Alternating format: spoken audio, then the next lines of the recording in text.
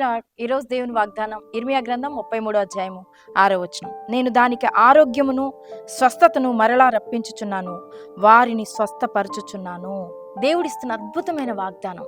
నేను తిరిగి మరలా వారికి ఆరోగ్యమును స్వస్థతను ఇచ్చుచున్నాను అని చెప్తున్నాడు. ఆనాడు కల్దీయుల చేతిలో యోధా నగరాలు శిథిలమైపోయినాయి. యోధా ప్రజల ఇళ్లన్నీ కూడా కూలగొట్టబడ్డాయి. బబులోను చెరలోనికి వెళ్ళిపోయారు. ప్రజలు ఎంతో దీన అవస్థను అనుభవిస్తున్నారు. అప్పుడు చుట్టుపక్కల ఉన్న జనులు అనుకుంటున్నారు, వీరి పని అయిపోయింది, వీరి దేవుడు వీరిని విడిచిపెట్టేశారు, వీరి యొక్క పట్టణాలు చూడండి, వీరి ఇళ్లను చూడండి ఎంతగా పాడైపోయాయో, ఇక వీరు తిరిగి లేపబడ్డం అనేది చాలా కష్టతరమైన పరిస్థితి అని అందరూ కూడా హేళన పరుస్తున్నారు. అయితే యూదా ప్రజలు దిగులు చెందుతూ ఉన్నప్పుడు దేవుడిస్తున్న అద్భుతమైన వాగ్దానం, తన ప్రజలు ఎప్పుడైతే తిరిగి తన దగ్గరకు వస్తారో వారి జీవితంలో జరిగించే తన గొప్ప కార్యాన్ని గురించి దేవుడు వారికి వాగ్దానంగా ఇస్తున్నాడు. తిరిగి నా యొద్దకు రండి. ఏ ప్రజల మధ్య మీరు హేళనపరచబడ్డారో, విస్మయమునకు ఆస్పదము కలిగిందో మీ జీవితాల్లో, వారి దేవుడు వారిని విడిచిపెట్టేశారని ఏ ప్రజలు మిమ్మల్ని గురించి చెప్పుకుంటున్నారు, ఆ ప్రజల మధ్యలోనే మీ జీవితంలో గొప్ప కార్యాన్ని జరిగిస్తాను. మీరు పోగొట్టుకున్న సమస్తాన్ని ఇస్తాను. మీరు ఎంత నిందల పాలయ్యారు, అవమానాలు పాలయ్యారు, ఎంత భయంకరమైన స్థితిలోనికి దిగజారిపోయారు, ఆ స్థితిలో అన్నిటిలో నుంచి నేను మిమ్మల్ని విడిపించి తిరిగి నేను మిమ్మల్ని కడతానని చెప్తున్నాడు. తిరిగి ఆరోగ్యాన్ని ఇస్తానని చెప్తున్నాడు, స్వస్థతనిస్తానని చెప్తున్నాడు. కాబట్టి ప్రియమైన దేవుని బిడ్డలారా, ఈరోజు నీ జీవితంలో ఇటువంటి అనుభవంలో ఉన్నవా? పడగొట్టబడిన స్థితిలో అనేక రకాలైన గాయాలు నీ హృదయానికై, నీ శరీరానికై, మానసికంగా, భౌతికంగా, శారీరకంగా చాలా కృంగిపోయిన పరిస్థితుల్లో నీవు ఉన్నావా? నీ చుట్టూ ఉన్న జనులు దేవుణ్ణి నమ్ముకున్నారు, వీళ్ళ దేవుడు వీళ్ళని విడిచిపెట్టేశాడు, వీళ్ళ దేవుడు వీళ్ళకి ఏం చేశాడని నవ్వుకుంటూ ఉన్నారా? నువ్వు కింద పడిపోయిన అనుభవంలో, అనారోగ్య పాలైపోయిన అనుభవంలో, వేదనల పాలైపోయిన అనుభవంలో, అందరూ హేళనపరిచే స్థితిలో నీవు ఉన్నావేమో.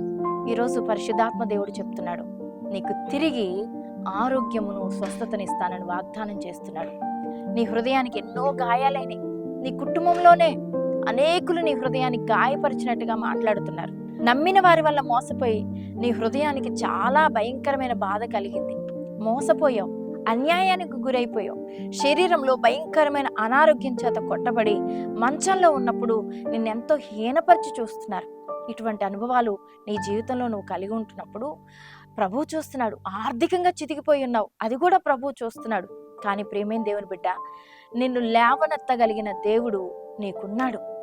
ప్రజలందరూ అనుకున్నట్లుగా నువ్వు పడిపోయిన వ్యక్తివి పడిపోయినట్టుగా నీవు ఉండవు. తిరిగి దేవుడు నిన్ను లేపాలనుకుంటున్నాడు, నిన్ను స్వస్థపరచాలనుకుంటున్నాడు, తిరిగి నీకు మంచి ఆరోగ్యం ఇవ్వాలనుకుంటున్నాడు, తిరిగి నీ ఆర్థిక స్థితిని బాగుపరచాలనుకుంటున్నాడు, తిరిగి నీ కుటుంబాన్ని దేవుడు కట్టాలనుకుంటున్నాడు. ఈరోజు ఈ వాగ్దానం నీకోసమే, నేను తిరిగి నీకు ఇస్తానని చెప్తున్నాడు వాగ్దానం. కాబట్టి ఈ వాగ్దానాన్ని బట్టి ధైర్యం తెచ్చుకో. ప్రభు వైపు తిరుగు, ప్రభు సన్నిధిలో మోకరించు, ప్రభు సన్నిధిలో ప్రార్థించు, ప్రభు సన్నిధిలో పశ్చాత్తాపడు. ప్రభువా, నన్ను లేవనెత్తగలిగిన దేవుడవు నీవే, నన్ను స్వస్థపరచగలిగిన దేవుడవు నీవే, తిరిగి నన్ను కట్టగలిగిన దేవుడవు నీవే ప్రభువా అని నువ్వు ప్రార్థన చేస్తుంటుండగా అనేక మంది జనుల మధ్య తిరిగి నేను లేపబోతున్నాడు, ఆశీర్వదించబోతున్నాడు, స్వస్థపరచబోతున్నాడు. కాబట్టి వాగ్దానాన్ని బట్టి ధైర్యం తెచ్చుకో, విశ్వాసం ఉంచు, క్లైమ్ చేసుకో, దేవుని కార్యాలను చూస్తావు. ప్రార్థన.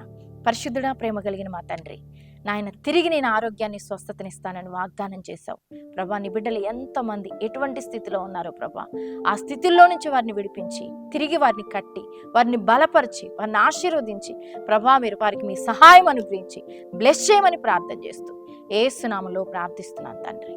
ఆమేన్.